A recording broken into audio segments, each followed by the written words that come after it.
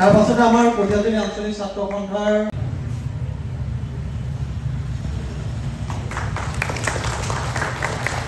বাবে আগবাঢ়িছো।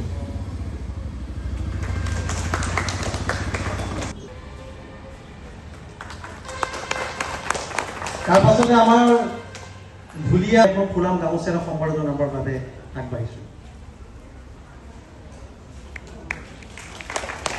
তাৰ পাছতে আছে কঠিয়াতলী আঞ্চলিক ছাত্ৰ সন্থা। আমি হিচাপে এখন ফুলাম গামোচাৰে তেখেতক সম্পাদন জনাবৰ বাবে মই অনুৰোধ জনাইছো আমাৰ কৰ্মকৰ্তাসকলক।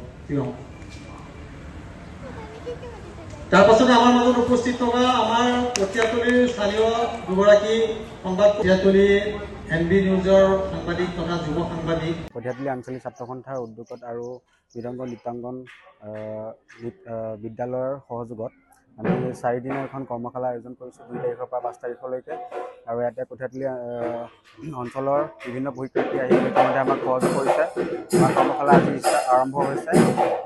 আমি ভাবিছোঁ আমাৰ কৰ্মশালা সফল হওক। আমি প্ৰশিক্ষণৰ বাবে আমি নাচ শিকাবৰ বাবে জ্যোতিষ্ণা বৰগোহাঁইক নিমন্ত্ৰণ কৰি আনিছোঁ আৰু ঢোল শিকাবৰ বাবে আমি হিৰকজ্যোতি বৰাক মাতি আনিছোঁ। আৰু তেখেতলোকে নিজৰ সমৰ্থ অনুযায়ী গোটেইখিনি শিকাব বুলি আমি আশাবাদী। তাকে কৰি পেলাই আৰু আমি ইয়াতে কিমান আৰু কঠিয়াতলী অঞ্চলৰ বাবে কিমানখিনি কৰি যাব পাৰোঁ তাকে কৰি যাম ছাত্ৰ সন্থাৰ হৈ পেলাই। তাকে কৰি পেলাই বিহুৰ সকলোকে শুভেচ্ছা জনালোঁ।